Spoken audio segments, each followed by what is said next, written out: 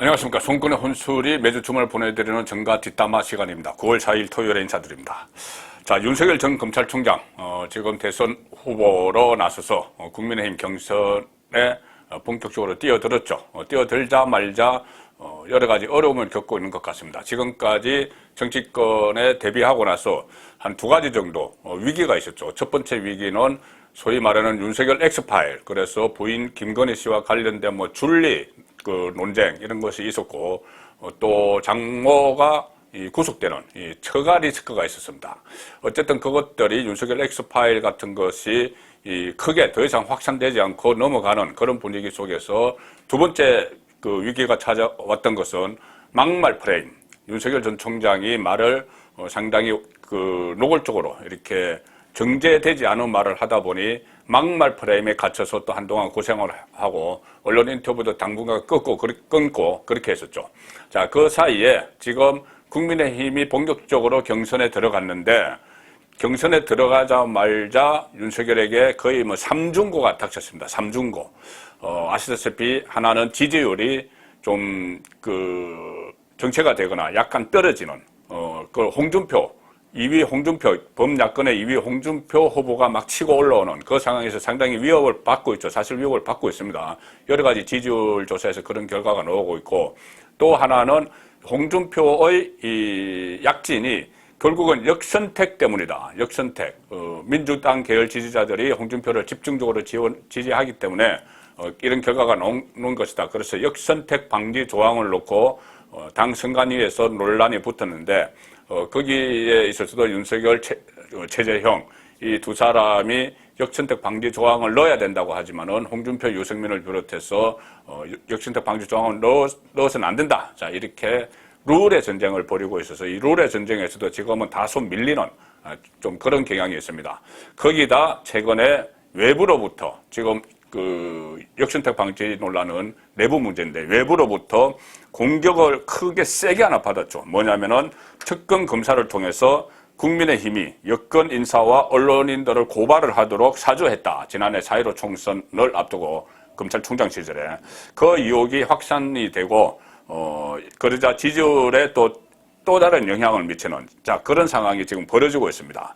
1차 고비, 2차 고비, 지금 3차 고비인데, 이것을 그냥 단순한 고비냐, 아니면은 어떤 외풍이 있느냐, 보이지 않는 손이 작용을 했느냐, 그 부분도 상당히 논란이 되고 있죠. 엑스파일 때부터 그랬는데 이번 문제도 마찬가지입니다. 그래서 그 전에 보면은 마치 이 정권을 가진 범여권에서 윤석열에 대해서 어느 정도 여러 가지 파일을 가지고 그때 적시에 하나씩 터뜨리면서 지지율을 좀 조정하고 있는 것 아니냐, 그런 의혹까지 나왔습니다. 실제로 기억하시겠지만 7월 초 소위 말하는 엑스파일, 윤석열 엑스파일로 1차 고비를 맞았을 때 여론조사 업체 윈지 코리아 컨설팅 박시영 대표 그때 노무현 정부 때 청와대 여론조사 담당 비서관실에 행정관을 했던 이 여론조사 업체 대표가 페이스북에 이런 글을 올렸었죠. 지난 열흘 동안 윤석열 일가의 비리 의혹과 자질 논란이 커지면서 중도층이 회의를 품기 시작했다. 윤석열 지지율 하락이 가파르다. 이렇게 이야기하면서 이 양반이 너무 빨리 무너지면 재미없는데 이렇게 이야기했죠. 그리고 힘내라 윤석열 이렇게 외쳐야 되나 이렇게까지 이야기를 하고, 본인이 운영하는 유튜브 채널에서는 또 이재명 경기지사와 대담을 하면서 윤석열의 높은 지지율이 길게 가는 게 우리에게 좋은 것 아니냐. 왜 그러냐면 여당 내부 결속 차원에서 윤석열이 길게 가야지 우리에게 고마움이 있겠다. 자, 이런 이야기까지 했습니다. 그래서 마치 어떤 여러 가지 수단들을 가지고 윤석열을 엮기 위한 그런 작업을 마치 벌일 수 있는 것처럼 그렇게 이야기를 했는데, 1차 윤석열 엑스파일이 나왔었고, 그 다음에 이 막말 프레임이 세우는 게 있었고, 이번에 지금 세 번째 저는 이 3차 고비라고 말씀을 계속 드렸는데, 세 번째 고비가 사주, 고발 사주 이야기입니다. 지금 저희들은 약간의 좀, 잡음이 들리실 텐데, 지금 광화문 광장에서 풍물패가 지나가고, 또 박근혜 전 대통령 석방을 요구하는 이 차량 한 대가 계속 왔다 갔다 하면서 스피커로 이 방송을 하고 있습니다. 약간 잡음이 좀 들리더라도 양해해 주시기 바랍니다. 그 유튜브 운주 코리아 컨설팅 박시영 대표가 그런 말을 한 그 시점을 존해해서 공교롭게도 윤석열 엑스파일에 대해서는 좀 논란이 숙졌죠. 숙지면서 대신에 국민의힘 이준석 대표와 또 윤석열의 갈등을 벌이는 그런 상황이 벌어졌는데, 그때 또 이준석이 원희룡 후보에게 그거 곧 정리된다. 그래서 그거가 윤석열을 정리하겠다는 말이냐, 갈등을 정리하겠다는 말이냐, 그런 논란도 있었죠. 자, 그래서 어쨌든 그때부터도 정가에서는 뭐 윤석열 8월 위기설, 9월 위기설 이런 것들이 막 나왔습니다. 그리고 국민의힘 경선을 시작하는 이 전후에서 뭔가 터질 것이다 이런 이야기도 정가에서는 사실 파다하게 나왔죠. 여태가 지금까지 그래왔습니다. 대선 때마다 여러 가지 고비가 있었죠. 이해창 전 총재 같은 경우는 그런 고비들을 넘지 못했죠. 뭐 병역 문제, 아들의 병역 문제, 뭐 김대엽이 나타나서 병역 문제 나중에 사실이 아닌 것으로 밝혀졌지만은 그 대선 과정에서 쟁점에 대해서 두 번의 대세론을 타지 못했던 뭐 그런 상황도 있었고, 여러 가지 의혹들이 쏟아지는데 그 의혹에 대해서 제대로 방어하느냐 못하느냐, 거기에 따라서 이 대선 대권 도전의 갈림길이 되곤 합니다. 진실 자체도 중요하지만은 진실에 접근할 때까지의 어떤 전략을 쓰느냐, 그리고 진실이 드러났을 경우에, 부분적으로 드러났을 경우에 거기에 어떻게 대응을 하느냐, 그것도 정치죠. 어쩔 수 없는 정치입니다. 이 대선 전국에서 진실이 드러날 때까지 싸우다가는 이 선거가 끝나버리죠. 자, 그런 상황에서 이 진실 규명이 지금 상당히 중요해졌는데, 일단 이 문제를 고발 사주 의혹을 제기한 쪽은 뉴스버스라는 인터넷 언론사입니다. 뉴스버스. 그 발행인이 이진동 발행인인데, 자, 오늘은 제가 이진동 발행인에게 초점을 한번 맞춰보려고 이 소개를 드리는 겁니다. 자, 이진동 발행인이 지금 처음에 보도를 했고 후속 보도까지 하고 있습니다. 그리고 이진동 발행인이 나서니 이 민주당 지도부, 민주당 대권주자, 심지어 이 조국 계속 SNS에 글을 올립니다. 그 고발 사주 의혹에 대해서 조국 씨가 계속 글을 올리면서 막 참전을 해서 독려를 하는, 막 좌표를 찍어주는 이런 모습을 보이고 있고, 대권주자인 추미애 전 법무부 장관도 윤석열을 향해서 직격탄을 막 날리기 시작을 했습니다. 자, 이 상황이 계속 이어지는 가운데 또 야당의 대권주자들, 홍준표를 비롯해서 야당의 대권주자들도 막 윤석열을 공격을 하는 이 상황이 가고 있는 것이죠. 진실이 뭐냐, 밝혀라. 검찰을 사유한 것 아니냐, 막 이런 이야기까지 막 나오면서 윤석열을 코너로 몰아가고 있습니다. 윤석열은 지금 상황에서는 국민의힘 안에 다른 캠프도 그렇고, 여권의 대권 주자들도 그렇고, 지도부도 그렇고, 심지어 국민의힘 지도부, 이준석까지도 당무 감찰을 해볼 필요가 있다, 이렇게 하면서 다시 또 윤석열을 견제를 하는 듯한 그런 모습을 보이기 때문에 윤석열을 공궁에 처한 이 상황인데, 이 상황을 빌미를 처음에 제공한 인물이 이진동 뉴스버스 발행인이죠.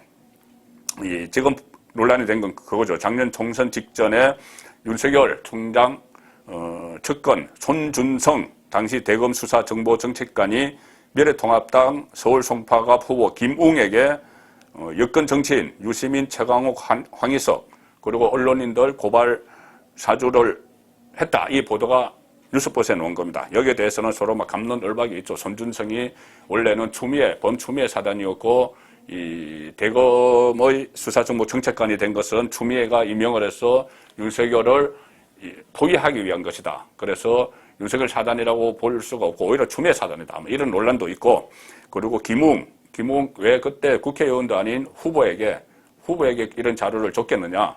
그리고 그때 바른미래당에서 어떻게 유승민 계열, 지금도 유승민 전 의원의 유승민 캠프의 대변인이죠. 왜 김웅에게 그런 걸 넘겼겠느냐, 이런 여러 가지 논란도 있는데, 지금 이 상황에서 어쨌든 여권에서는 윤석열 게이터 이렇게 명명을 하면서 총공세를 펼치고 있고, 국민의힘 대선 주자들도 가세했고, 이렇게 되니 윤석열이 직접 나서서 정치 공작이다, 이렇게 또 반발을 하고 증거대라.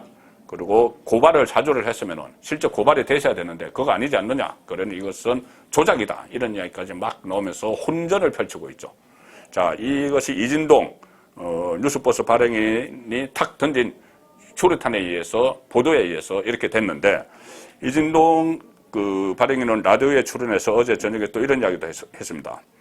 이 제보자, 이 어떤 고발 사주, 고발을 청탁했다는 이 제보자가 이런 일이 있었다는 건 제보자가 이 조국 추종 세력이냐 이런 이야기를 했습니다. 조국 추종 세력이냐 조국씨.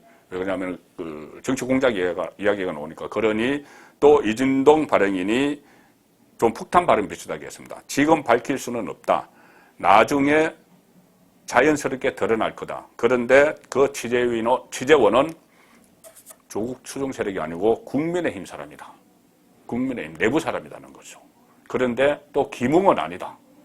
이 김웅을 통해서 손준성이 김웅을 통해서 당의 법률지원팀에 전달을 했다는 거죠. 그런데 김웅이 처음부터 이렇게 나에게 알려준 건 아니다.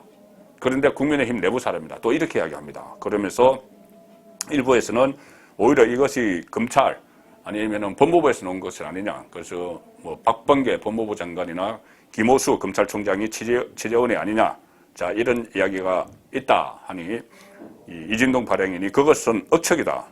왜 큰 매체도 많은데 조그만 인터넷 매체를 하는 나에게 그 취재를 주겠느냐, 취재거리를 주겠느냐, 그 큰 기사 건수를 나에게 주겠느냐, 다른 데 큰 데 주겠지.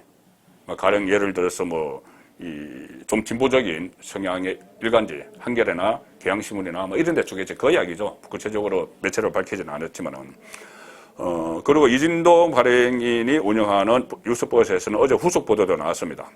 이런 보도죠. 윤석열 검찰총장이 총장 재임 당시에 수사정보정책관실에 지시를 해서 김건희, 부인 김건희 씨와 장모, 최모 씨의 정보를 수집하라 이런 지시를 내렸다.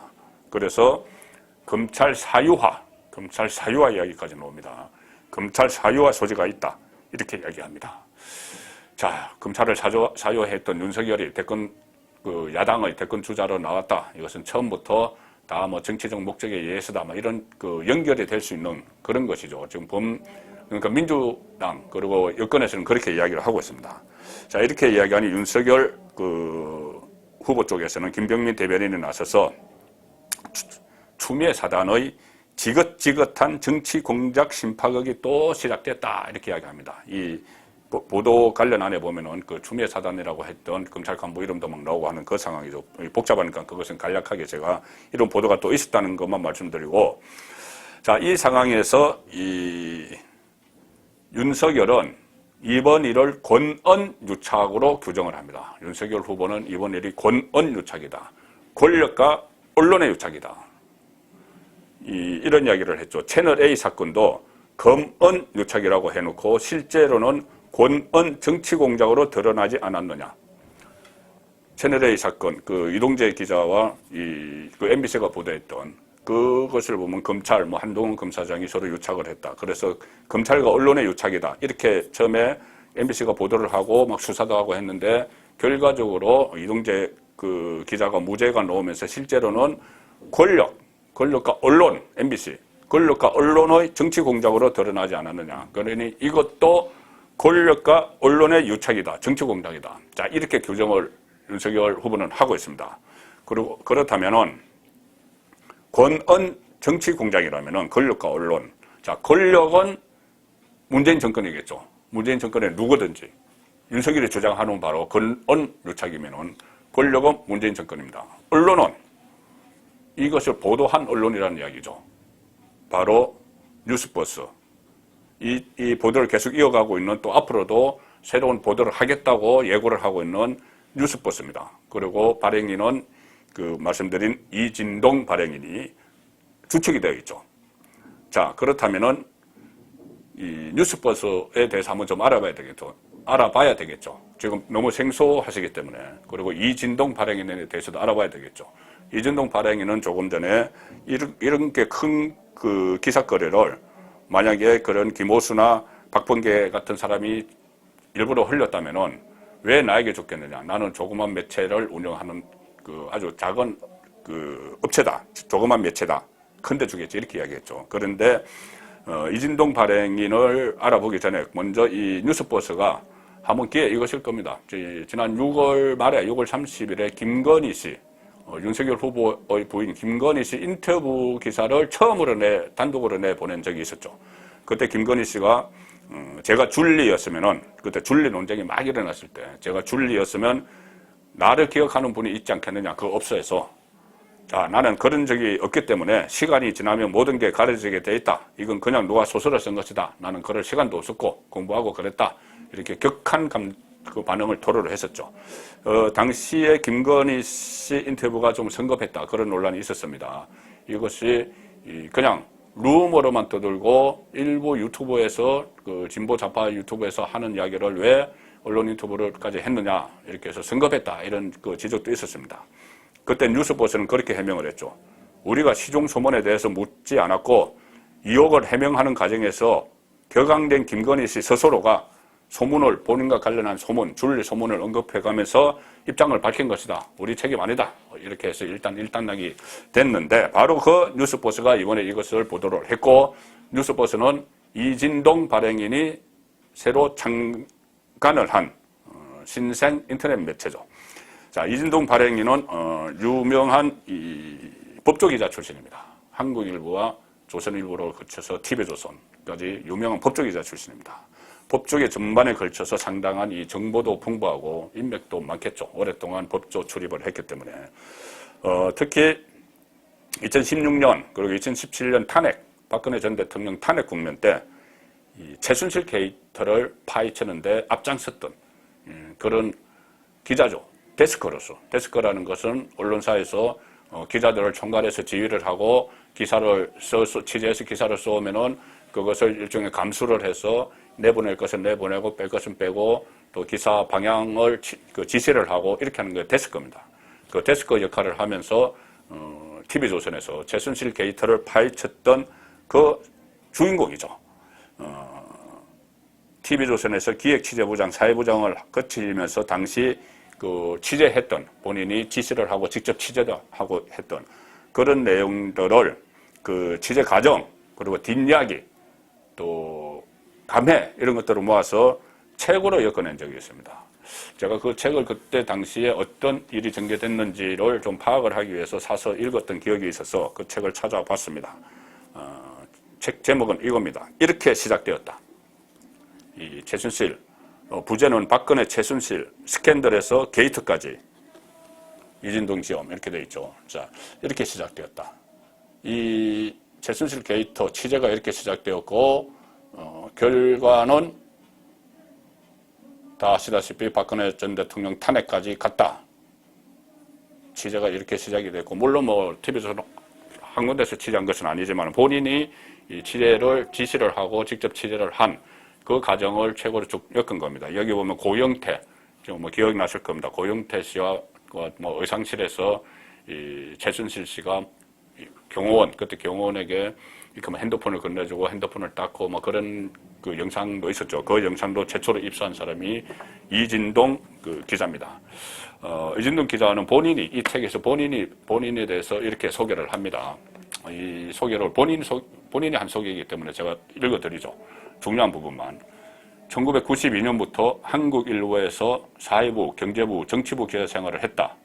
주로 사건이라는 것은 경찰, 법조 영역을 담당했고, 시경캡도 지냈고, 2004년에 조선일보로 옮겨서 탐사보도부, 사회부 기자를 거쳤다. 그리고 팬으로보다는 직접 정치에 뛰어들어서 세상을 바꾸겠다는 헛바람이 들어 본인 표현입니다. 2008년 총선에 도전했다가 실패했다. 정치 도전을 한번 했었다는 이야기죠. 그때 아마 정몽준 대표 때였을 겁니다. 지금 그 국민의힘 계열이죠. 직접 정치에 뛰어들었다가 그 실패를 했고, 스타일이 정치와 잘 맞지 않아서 일찌감치 손절매를 하고 다시 언론계로 돌아왔다. 그래서 2011년부터 TV조선에서 특별취재부장, 탐사보도부장, 기획취재부장, 사회부장을 거쳤다. 그리고 이 본인은 언론 본연의 역할은 국가 권력과 자본 권력에 대한 감시와 견제라고 굳게 믿는다. 그동안 주요 보도 기사로는 조폐공사 파업 유도 사건, 상당히 특종을 많이 한 기자입니다. 그리고 안기부 자금 900억 원 신한국당 총선 지원, 진성현 게이트, 다 기억나시는 그 대형 사건들을 취재를 했던 기자죠. 그리고 안기부 국정원 민간인 불법 도청, 김홍주 게이트, 변양균 신정아 게이트, 대형 게이트 사건 특정 보도들이 있다.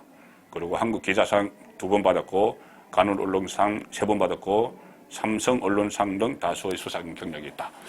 자, 이 법조 취재에 아주 밝은 기자입니다. 밝은 기자고 중간에 또 정치권에도 뛰어들었다가 다시 언론에 복귀를 했고 지금은 인터넷 매체를 창간을 해서 운영을 하는 그런 언론인이죠. 이 책을 뭐 일일이 소개해드리기는 그렇고 책을 내용 제목을 쭉 보시면은 2014년에 국정농단을 감지를 하다. 오만한 권력과 때의 도래, 최순실의 수족을 치다, 박근혜 최순실의 그림자, 뭐 한겨레의 참전 이 이야기가 나옵니다. 그때 막 취재를 하는데 한겨레 김의겸 기자 이야기가 나옵니다. 김의겸 기자는 청와대 문재인 정부 들어서 청와대 대변인을 했고 뭐 학석동 땅 투기 의혹이 있었고 최근에 다시 열린민주당 국회의원으로서 이 언론중재법에 앞장서고 여러 가지 논란이 있던 그 김의겸 기자도 이때 같이 이 최순실 박근혜 이른바 게이트, 박용수 특검의 게이트, 거기 윤석열 수사팀장으로도 참여를 했죠. 그러니 상당히 묘한 것이 그때 당시에 윤석열 수사팀장으로서 최순실 게이트 수사팀장으로서 박근혜 전 대통령에 대해서 막 수사를 했고 그때 이진동 기자는 또 취재를 했고 박근혜 최순실 주변을 취재를 했고 그래서 결국은 탄핵이 됐고 뭐 구수까지 되는 이런 상황이었는데 그 과정에서 두 사람이 한 사람은 수사를 했고 한 사람은 취재를 했고 그런데 지금은 취재를 했던 그 기자가 다시 윤석열과 관련한 고발 청탁 의혹 이런 것을 또 보도하고 자 이런 상황이 되어 있습니다. 대선 전국을 맞아서 이렇게 된 거죠. 그래서 어쨌든 이런 책을 쓰고 이렇게 법조 전문 기자인데 이 기사 그러니까 청탁 기사 이거를 썼다면은 그냥 쓰지는 않았겠죠. 확실한 팩트를 가지고 있든지 아니면은 뭔가 이 팩트 이렇게 취재를 해서 뭔가 들은 것을 가지고 있든지 자 여기에 대해서 그렇게 하는 게 정상이죠. 그런데 윤석열 검찰 전 총장 입장에서는 이것을 조작이라고 이야기를 합니다. 자, 윤석열 전 총장은 어떻게 이야기하냐면은 관련 자료, 윤석열 진영에서 일단 관련 자료들이 날조됐을 가능성이 있다. 날조. 무슨 뭐 판결문 이런 것이 막 넘어갔다고 하는데 고발장 이런 것이 날조될 가능성이 있다. 뭐 특검, 국정조사 가서도 한번 가르자 이런 분위기가 지금 윤석열 캠프 안에서 팽배하다고 합니다. 국정조사뿐이 아니라 특검까지 해보자. 이런 분위기, 우리는 결백하다 이거죠. 그리고 윤석열 전 총장 본인도 직접 여기에 대해서 이렇게 이야기합니다. 고발을 사주한 사실도 사주할 이유도 전혀 없다. 이혹과 저의 무관함이 밝혀지면 윤석열 책임을 운운한 정치인들은 물러났으면 좋겠다. 이 윤석열 책임을 운운한 정치인들 중에서는 여당 사람들도 있지만은 야당의 대권주자 홍준표까지도 다 포함돼서 하는 이야기입니다. 자, 홍준표가 지금 세게 공격을 하고 있기 때문에 자 이렇게 됐는데 이진동 발행인은 고발 이 날조 가능성에 대해서 일촉을 합니다. 이렇게 이야기하죠. 어제 라디오에 출연을 했는데 이진동 발행인이 사실관계에 대해서 아무 해명 없이 그냥 공작 정치라고 하느냐 윤석열 쪽을 겨냥해서 뭐가 정치 공작인가인지 뭐가 정치 공작인지 그쪽에서 밝혀봐라. 내가 대선 전국에 미칠 파장을 알고 있는데 본인이 뭐 정치권도 갔다 왔고 상당히 오래 취재를 했고 보쪽 그 정치부 기자도 아까 했죠. 대선 전국에 미칠 파장을 내가 알고 있는데 내가 기사를 날조하고 조작했다는 건 말도 안 되는 억지다. 오히려 윤석열 쪽에서 배후 세력 운운하며 우리의 명예를 훼손하고 있다. 이렇게 이야기합니다. 지금 밖에 상당히 좀 소란스러운 것 같은데 제가 아까 말씀드린 방송차 박근혜 전 대통령 석방을 요구하는 방송차가 계속 이 광화문 일대를 다니면서 스피커를 크게 틀고 있습니다.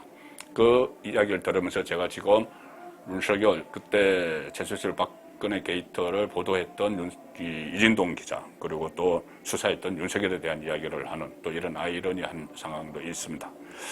자, 그래서 결국 이 문제는 앞으로 어떻게 전개될지에 따라서 상당히 파장이 커질 수가 있고, 아니면 역풍이 불어서 다른 방향으로 흘러가면서 오히려 윤석열이 더 과연 정의로웠구나, 그런 일이 없었구나, 이렇게 결백을 입증할 수도 있고 윤석열에게 타격을 줄 수도 있는데, 결과적으로는 미리 이렇게 예상을 해본다면은 한 세 가지가 핵심이겠죠. 첫 번째는 이진동 발행인이 본인이 또 확보하고 있다는 다른 객관적인 증거가 있고 후속 보도를 내보내겠다. 그렇다면 그 후속 보도에서 정말 누구나 신뢰할 수 있는 사주를 했다는 그런 자료가 제시가 될지, 이것이 가장 핵심이겠죠. 후속 보도를 한다고 했으니.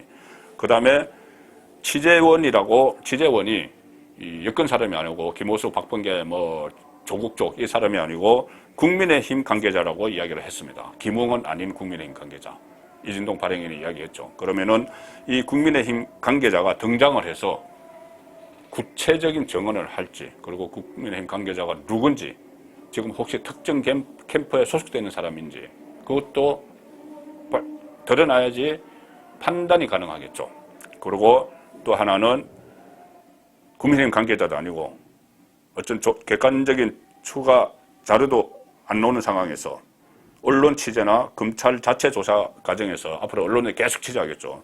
그리고 검찰이 감찰을 한다고 했기 때문에 자체 감찰 과정에서 제3의 보이지 않는 손, 전혀 엉뚱한 방향으로 사태가 흘러갈 수 있는 그런 일이 발생을 할지 지켜봐야 될 문제지만은, 일단은 이 파문이 어떻게 흘러가느냐에 따라서 일종의 윤석열과 이진동의 진실게임처럼 됐는데, 이 진실게임의 진실이 뭔지에 따라서 자기 대통령 선거에 막대한 영향을 미칠 수밖에 없게 됐습니다. 정가 뒷담화였습니다.